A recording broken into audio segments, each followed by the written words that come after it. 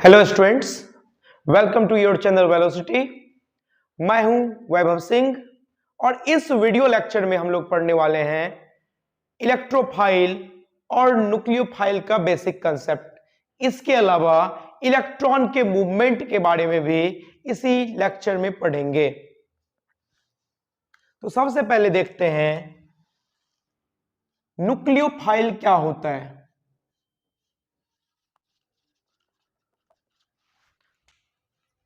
Nucleophile नाम से clear दिख रहा है, nucleus plus file. Nucleus plus file, nucleus हम लोग जानते हैं, न्यूक्लियस में प्रोटॉन होता है और न्यूक्लियस पॉजिटिवली चार्ज होता है। जहां न्यूक्लियस लिखा हुआ है इसका मतलब है positive charge.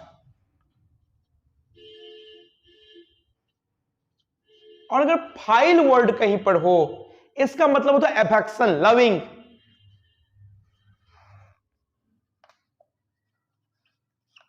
That means positive charge loving species is called nucleophile.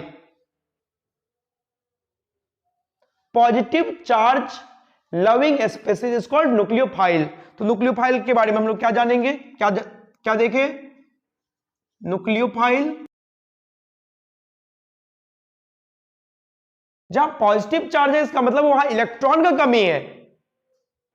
तो पॉजिटिव चार्ज कोई खोज रहा है, इसका मतलब वो नेगेटिव चार्ज हो सकता है। इसका मतलब यह हुआ कि न्यूक्लियोफाइल के पास एक्स्ट्रा इलेक्ट्रॉन है जो किसी को दे सकता है, किसी भी तरीके से उसके पास एक्स्ट्रा इलेक्ट्रॉन है या आ सकता है। तो इसका मतलब हम कह सकते हैं कि nucleophile is electron rich species. Electron rich species को ही बोलेंगे nucleophile. Nucleophile positive charge loving species और electron rich species. That means वो स्पेसीज जो किसी भी रिएक्टिंग साइट पर पेयर्ड इलेक्ट्रॉन लेकर के आया, किसी भी रिएक्टिंग साइट पर जो पेयर्ड इलेक्ट्रॉन लेकर आया उसको हम लोग बोलते हैं न्यूक्लियोफाइल। फॉर एग्जाम्पल हम कह सकते हैं H2O, इस पर हम लोग देखते हैं ऑक्सीजन के पास दो लोन पेयर है तो ये न्यूक्लियोफाइल हो सकता है। या फिर OH माइनस, ऑक्सीजन के ऊपर नेगेटिव चार्ज है, नेगेटिव चार्ज का मतलब एक एक्स्ट्रा इलेक्ट्रॉन किसी से लिया होगा। तो ऑक्सीजन का जब बॉन्ड टूटा और ये किसी से एक्स्ट्रा इलेक्ट्रॉन ले लिया, इसका मतलब इसके पास पेयर्ड इलेक्ट्रॉन है। या फिर RO माइनस, या फिर NH3, या फिर RNH2, या हम लोग कह सकते हैं NH2 पे नेगेटिव। तो ये सब कुछ स्पेसीज है जो हमको देख करके पता चल रहा है इसके पास एक्स्ट्रा इलेक्ट्रॉन है। एक्स्ट्रा इलेक्ट्रॉन है, नाइट्रोजन के पास एक लोन पेयर है, यहां पर भी नाइट्रोजन के पास लोन पेयर है, यहां ऑक्सीजन के पास लोन पेयर है। तो जब लोन पेयर है या नेगेटिव चार्ज है किसी भी स्पेसीज के पास तो आराम से किसी दूसरे इलेक्ट्रॉन डेफिशिएंट साइट पर ये इलेक्ट्रॉन दे सकता है। तो बेसिकली जो न्यूक्लियोफाइल होता है that means positive charge loving species या इलेक्ट्रॉन रिच स्पेसीज जो होगा उसको हम लोग तीन कैटेगरी में डिवाइड कर सकते हैं। और ये सब पूरा ऑर्गेनिक रिएक्शन को आसान बनाने के लिए ऐसा किया जा रहा है। तो हम लोग न्यूक्लियोफाइल को तीन कैटेगरी में डिवाइड कर सकते हैं। फर्स्ट, वो न्यूक्लियोफाइल जिसके पास नेगेटिव चार्ज है, that means nucleophile containing negative charge. जैसे कि एग्जांपल में हम देखें तो RO minus, OH minus, NH2 minus, Cl minus, Br minus, ये सब स्पेसीज जो हम लोग को दिख रहा है ये हर एक स्पेसीज में नेगेटिव चार्ज है, हर एक स्पेसीज के पास नेगेटिव चार्ज है, इसीलिए इसको हम बोलेंगे nucleophile, negative charge containing nucleophile. दूसरा कैटेगरी में वो न्यूक्लियोफाइल आएगा जो न्यूट्रल है लेकिन उसके पास लोन पेयर है, न्यूट्रल है लेकिन उसके पास लोन पेयर है। अगर उसके पास लोन पेयर है इसका मतलब वो किसी दूसरे इलेक्ट्रॉन डेफिशिएंट स्पेसीज को इलेक्ट्रॉन प्रोवाइड कर सकता है। Neutral species having lone pair,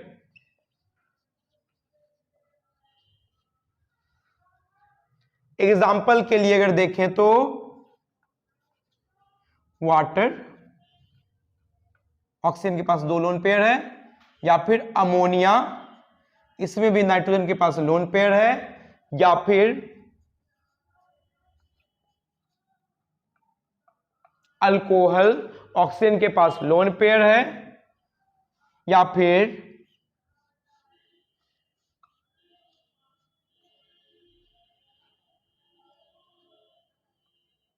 phenol, oxygen के पास लोन पेयर है, या फिर एनिलीन, नाइट्रोजन के पास लोन पेयर है। तो ये सब species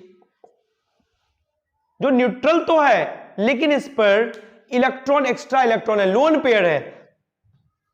neutral species having lone pair, lone pair अगर होगा तो किसी इलेक्ट्रॉन डेफिशिएंट साइट पर इलेक्ट्रॉन दे सकता है। ये तो सेकेंड कैटेगरी है। थर्ड कैटेगरी में वो न्यूक्लियोफाइल आएगा जो न्यूट्रल है और जिसके पास लोन पेयर भी नहीं है। तो फिर क्या होगा इसके पास? तो जो स्पेसीज न्यूट्रल है और उसमें पाई बॉन्ड है, पाई इलेक्ट्रॉन सिग्मा इलेक्ट्रॉन के रिस्पेक्ट में इजीली ब्रेक हो जाता है। पाई बॉन्ड आसानी से टूटता है और पाई बॉन्ड टूट करके पाई इलेक्ट्रॉन आराम से किसी को दे सकता है। इसीलिए हम वो बोलेंगे थर्ड कैटेगरी में उस न्यूक्लियोफाइल को रख रहे हैं जो न्यूट्रल है और जिसके पास पाई बॉन्ड है। न्यूट्रल स्पेसीज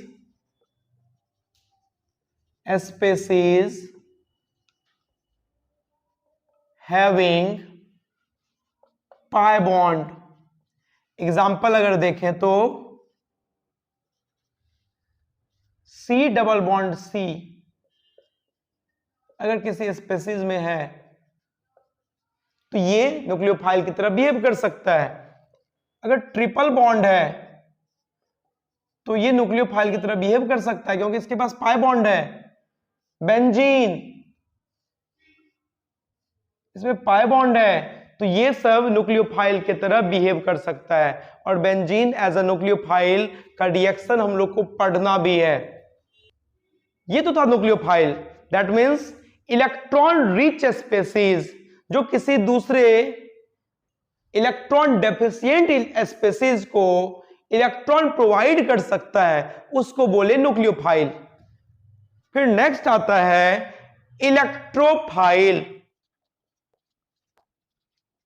फिर से देखते हैं, इलेक्ट्रोफाइल में इलेक्ट्रॉन प्लस फाइल है। इलेक्ट्रॉन होता है नेगेटिव चार्ज और फाइल मतलब loving. That means negative charge loving species, that means electron deficient species जिसके पास पहले से इलेक्ट्रॉन का कमी होगा वही इलेक्ट्रॉन ले सकता है। तो हम कह सकते हैं negative charge loving species is electrophile, और जिसके पास इलेक्ट्रॉन का कमी होगा वही तो इलेक्ट्रॉन से लविंग, इलेक्ट्रॉन के प्रति अफेक्शन दिखाएगा। तो हम कह सकते हैं इलेक्ट्रॉन डेफिशिएंट स्पेसीज,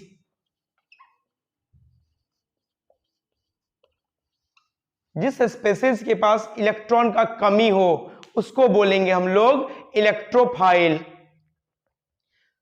फिर से इलेक्ट्रोफाइल को अगर हम अच्छे से समझना चाहें तो इलेक्ट्रोफाइल को हम ब्रॉडली 4 कैटेगरी में डिवाइड कर रहे हैं। इलेक्ट्रोफाइल को इजीली समझने के लिए फिर से 4 कैटेगरी में डिवाइड कर रहे हैं। पहला कैटेगरी, वो इलेक्ट्रोफाइल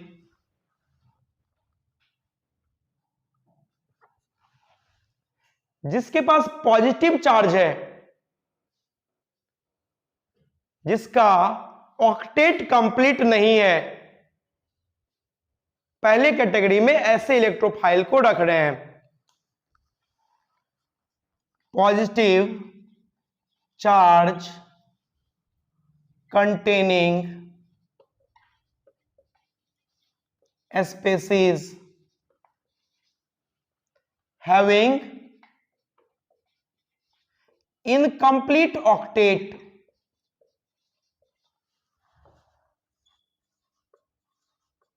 इस कैटेगरी में हम उस इलेक्ट्रोफाइल को रखेंगे जिसके पास पॉजिटिव चार्ज है और उसका ऑक्टेट कंप्लीट नहीं है।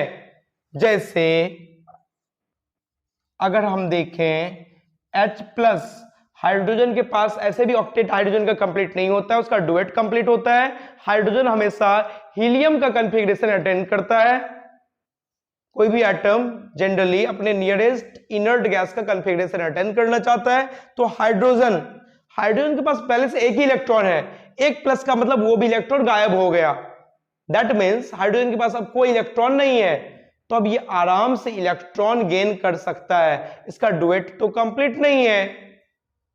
इसके बाद R+,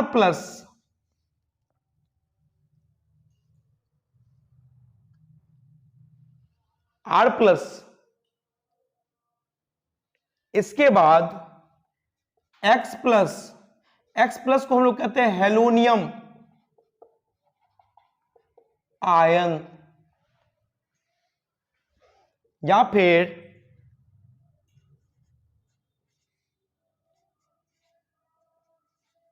एसाइलियम आयन,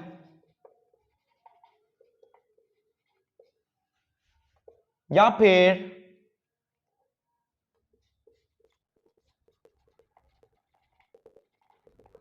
आयन, या फिर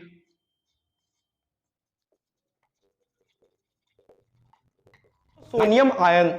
ये वो स्पेसीज है जिसमें एटम पर पॉजिटिव चार्ज है, उसका ऑक्टेट कंप्लीट नहीं है, इनकम्प्लीट ऑक्टेट है। और जब पहले से ही ऑक्टेट कंप्लीट नहीं है तो इलेक्ट्रॉन गेन करने के लिए कभी भी इसको अपना पहले से जो बॉन्ड एग्जिस्ट कर रहा है उसको तोड़ने का जरूरत नहीं है, किसी दूसरे बॉन्ड को तोड़ने का जरूरत नहीं है। तो इस कैटेगरी में जो भी इलेक्ट्रोफाइल फॉल करता है उसमें ऑलरेडी एग्जिस्टिंग बॉन्ड को ब्रेक करने का जरूरत नहीं होता। नो नीड टू ब्रेक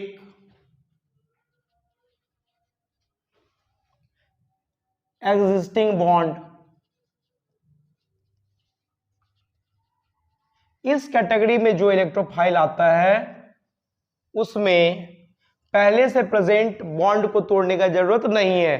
जैसे H+ में देखें हम लोग, इलेक्ट्रॉन का ऑलरेडी कमी दिख रहा है, बॉन्ड तो ऐसे भी नहीं है। R+, दैट मींस CH3+ अगर कोई हुआ, ठीक है, तो कार्बन 3 साइड से बॉन्ड बनाया हुआ है, एक ऑर्बिटल कार्बन का खाली है। तो अब इसको इलेक्ट्रॉन रिसीव करने के लिए कोई दूसरा बॉन्ड तोड़ने का जरूरत है ही नहीं। बट अगर हम देखें Na+, Mg2+, इस तरह का स्पेसीज पॉजिटिव चार्ज है, तो क्या ये इलेक्ट्रोफाइल है? आंसर नहीं। Na+, Mg2+, ये सब इलेक्ट्रोफाइल नहीं है, क्योंकि ये इलेक्ट्रॉन लॉस किया ही है ताकि इसका ऑक्टेट कंप्लीट हो सके। तो इलेक्ट्रॉन लॉस करने से इसका ऑक्टेट कंप्लीट हुआ है। Mg2+ 2 इलेक्ट्रॉन लूज करके अपना ऑक्टेट कंप्लीट किया है, इसीलिए Na+, Mg2+, इस तरह का कोई स्पेसीज अगर दिखे तो उसको इलेक्ट्रोफाइल के कैटेगरी में नहीं रखेंगे।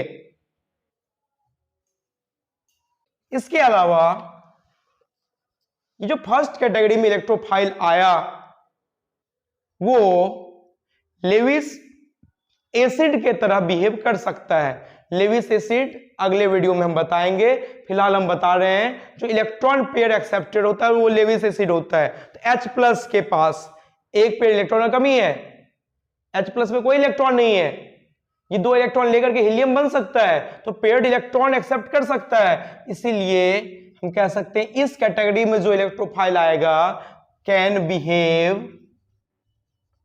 Behave as Lewis acid, Lewis acid की तरह बिहेव कर सकता है इस कैटेगरी का इलेक्ट्रोफाइल।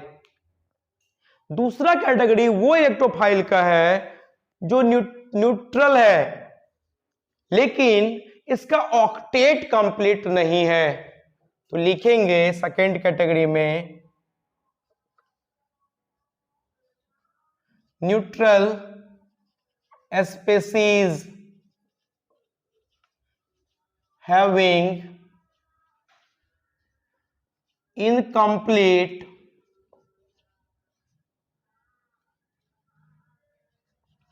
octet,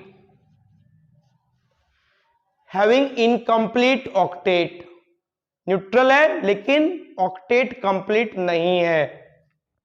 जैसे अगर हम बोलें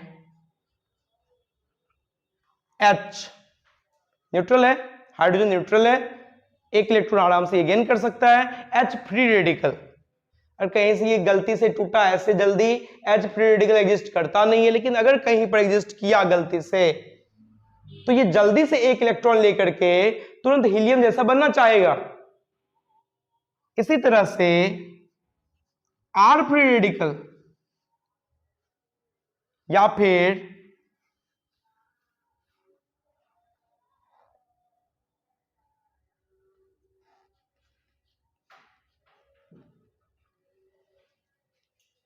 X फ्री रेडिकल, इस तरह का जो स्पेसीज होगा जो जब बॉन्ड के होमोलेटिक फिजन से बनता है, बॉन्ड जब होमोलेटिकली टूटता है तब जब बना, अपना एक इलेक्ट्रॉन अपने पास रख लिया लेकिन दूसरा स्पेसीज अपना एक इलेक्ट्रॉन लेकर के चला गया, तो दोनों इलेक्ट्रॉन के साथ ये ऑक्टेट कंप्लीट किया था, एक इलेक्ट्रॉन किसी और का था वो लेकर के चला गया, ये अपना इलेक्ट्रॉन लेकर के आ गया, तो इसमें कोई चार्ज तो नहीं आया लेकिन इलेक्ट्रॉन का कमी हो गया। जैसे H2 में अगर बोले HH बॉन्ड था या CH3 में देखें CC बॉन्ड था, अगर किसी कारण से ये बॉन्ड टूटा, होमोलेटिकली टूट गया, अगर टूट जाता है तो उस कंडीशन में क्या होगा? इस कंडीशन में यहां से ये अलग हो गया, अलग हुआ तो ये अपना इलेक्ट्रॉन लेकर के आ गया, इस पर कौन सा चार्ज आ गया? इस पर कोई चार्ज नहीं आएगा, ये अपना इलेक्ट्रॉन ले लिया।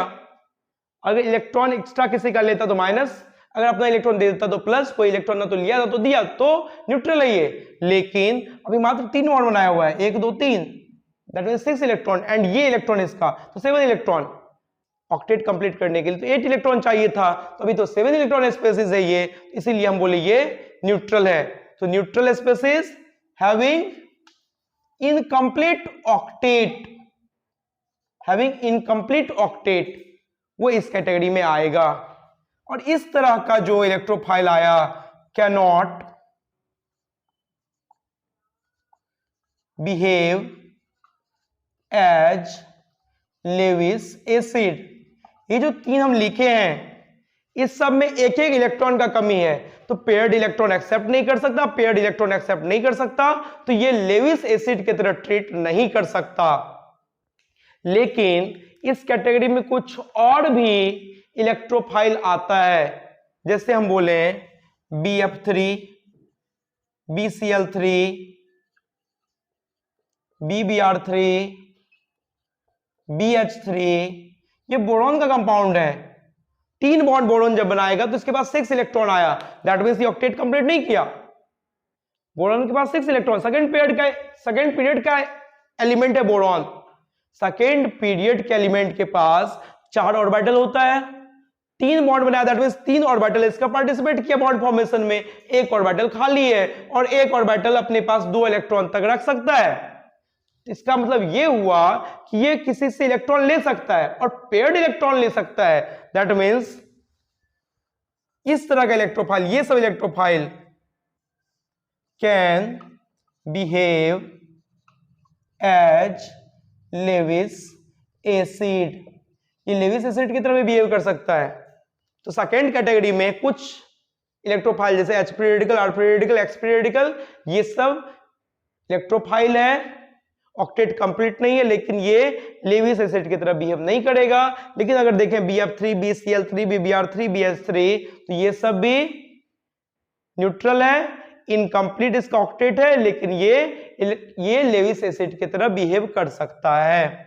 थर्ड कैटेगरी में वो इलेक्ट्रोफाइल आता है जिसका ऑक्टेट तो कंप्लीट है, लेकिन इसका एक्सपेंशन पॉसिबल है, दैट मींस इसके सेल में वैकेंट ऑर्बिटल अभी भी प्रेजेंट है, तो इसका ऑक्टेट को एक्सपेंड किया जा सकता है, दैट मींस हाइपर वैलेंसी जिसमें हो सकता है। तो ऐसे स्पीशीज को हम इस कैटेगरी में रखते हैं, species having complete but expandable, octet complete है लेकिन ये दूसरे उस आउटर मोस्ट सेल में जो कुछ और ऑर्बिटल जैसे वैकेंट डी ऑर्बिटल प्रेजेंट है, तो उस वैकेंट डी ऑर्बिटल में इलेक्ट्रॉन रिसीव कर सकता है। जैसे एग्जांपल में अगर हम देखें तो ये हुआ ZnCl2 या फिर FeCl3 या फिर SbCl5 या आयरन एंटीमनी, इस सब का ऑक्टेट तो कंप्लीट है लेकिन एक्सपेंशन पॉसिबल है। अगर तुम बॉन्डिंग को पढ़ो तो उसमें तुमको पता चलेगा कि वैकेंट डी ऑर्बिटल है, इस वैकेंट डी ऑर्बिटल में ये आराम से इलेक्ट्रॉन ले सकता है, तो ये इलेक्ट्रोफाइल की तरह बिहेव कर सकता है। और फोर्थ कैटेगरी में वो स्पीशीज आएगा जिसका ऑक्टेट भी कंप्लीट है, जिसके पास एक्सपेंडेबल ऑक्टेट भी नहीं है, दैट मींस ये एक्सपेंशन अब नहीं कर सकता। तो क्या करना होगा, ऐसा स्पीशीज अगर किसी से इलेक्ट्रॉन लेता है तो ऑलरेडी एग्जिस्टिंग बॉन्ड को ये ब्रेक करता है। Species that takes electron by breaking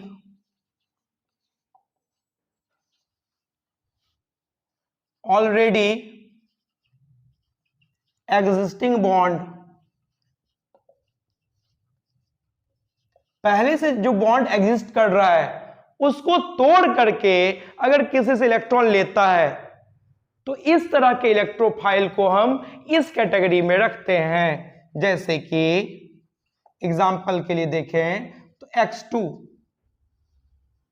या फिर CCl4 या फिर CO2, अगर देखा जाए C double bond O double bond O, इस कार्बन का ऑक्टेट ऑलरेडी कंप्लीट है। लेकिन सोचो अगर ये ऑक्सीजन और ये ऑक्सीजन दोनों इस कार्बन से ज्यादा इलेक्ट्रोनेगेटिव है, तो दोनों इलेक्ट्रॉन इससे खींच रहा होगा, दैट मींस यहां पर पार्शियल पॉजिटिव चार्ज क्रिएट हो रहा होगा और इस पर पार्शियल नेगेटिव चार्ज क्रिएट हो रहा है। तो अगर ये पार्शियल पॉजिटिव चार्ज है, कोई दूसरा न्यूक्लियोफाइल आया, न्यूक्लियोफाइल अगर आया तो ये इलेक्ट्रोफिलिक सेंटर दिख रहा है, लग रहा है कि इससे इलेक्ट्रॉन छीना जा रहा है, तो यहां पर वो अटैक करेगा और जैसे यहां पर अटैक करेगा ये अपना पहले से जो प्रेजेंट बॉन्ड है उसको तोड़ लेगा, क्योंकि कार्बन 5 बॉन्ड नहीं बना सकता, कार्बन मैक्सिमम 4 ही बॉन्ड बना सकता। कार्बन सेकेंड पीरियड का एलिमेंट है और सेकेंड पीरियड का कोई भी एलिमेंट 4 से ज्यादा बॉन्ड का फॉर्मेशन नहीं कर सकता। तो यहां से क्या हो गया, carbon double bond O, single bond O, इस पर माइनस, और यहां आकर के NU लग गया। तो इस तरह से फिर भी कार्बन का अभी भी 4 ही बॉन्ड रहा, लेकिन ये दूसरे से इलेक्ट्रॉन तो ले लिया। तो इस तरह के इलेक्ट्रोफाइल को हम 4th कैटेगरी में रखेंगे, इसमें क्या बोले, ऑक्टेट कंप्लीट है, लेकिन अगर किसी से इलेक्ट्रॉन लेना है तो ऑलरेडी एग्जिस्टिंग बॉन्ड को तोड़ना होगा। नेक्स्ट हम लोग पढ़ते हैं movement of electron. Movement of electron को हम लोग कैसे दिखाते हैं ऑर्गेनिक रिएक्शन में, तो ध्यान रखना, अगर ये एरो रहा इसको बोलेंगे कर्व्ड एरो, कर्व्ड एरो। और ये कर्व्ड एरो हमेशा 2 इलेक्ट्रॉन का मूवमेंट करवाता है। लेकिन अगर ये इस तरह का कोई साइन रहा, इसको बोलेंगे फिश हुक या हाफ हेडेड एरो। ये हमेशा एक इलेक्ट्रॉन का मूवमेंट करवाता है। अगर हम देखें किस तरह से मूवमेंट होता है इलेक्ट्रॉन का, तो सबसे पहले ये ध्यान रखना,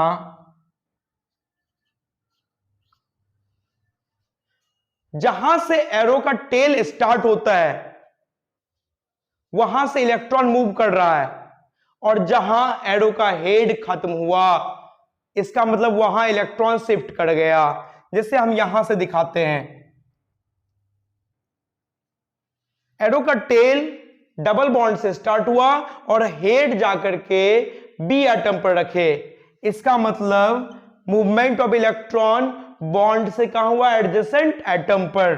इसका मतलब movement of electron from pi bond two adjacent atom. लेकिन अगर ये यहां से ऐसा दिया रहा, यहां से यहां, तो हम लोग बोलेंगे इसको मूवमेंट ऑफ इलेक्ट्रॉन, टेल है डबल बॉन्ड पर, इसका मतलब यहां से इलेक्ट्रॉन स्टार्ट हुआ और दूसरे बॉन्ड पर शिफ्ट हो गया, तो movement of electron from pi bond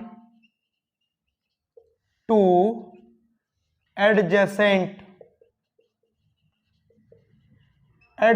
bond, बगल वाले बॉन्ड पर ये इलेक्ट्रॉन शिफ्ट हो गया। और अगर हम बोलें ए बी सी, ये माइनस था और यहां से ऐसे करके बॉन्ड पर एरो डाल दिए, इसका मतलब हुआ एटम से इलेक्ट्रॉन का मूवमेंट एडजेसेंट बॉन्ड पर हो गया है। Movement of electron from atom two adjacent bond, जहां एरो का टेल स्टार्ट हुआ वहां से इलेक्ट्रॉन का शिफ्टिंग हो रहा है, जहां टेल स्टार्ट हुआ वहां से शिफ्ट हो रहा है, जहां हेड एंड हुआ वहां इलेक्ट्रॉन शिफ्ट होकर के जा रहा है। अगर ये कर्व्ड एरो रहता तो हम बोलते 2 इलेक्ट्रॉन का मूवमेंट हुआ है। अगर हाफ हेडेड या फिश हुक एरो रहा तो उसमें बोलेंगे हम लोग 1 इलेक्ट्रॉन का मूवमेंट हुआ है। जैसे कि मान लेते हैं ये ए और बी इस तरह का साइन दिखाया हुआ है, इसका मतलब ये हुआ कि दोनों बॉन्ड होमोलिटिकली टूट गया, तो दोनों पर 1-1 इलेक्ट्रॉन आ गया। थैंक यू, इस वीडियो में इतना ही। इसके बाद वाले वीडियो में हम लोग पढ़ेंगे एसिड और बेस का अलग अलग concept, that means Arrhenius concept of acid and base, Bronsted concept of acid and base, इसके अलावा Lewis concept of acid and base, जो कि हम लोग को बहुत ऑर्गेनिक रिएक्शन मैकेनिज्म में काम आने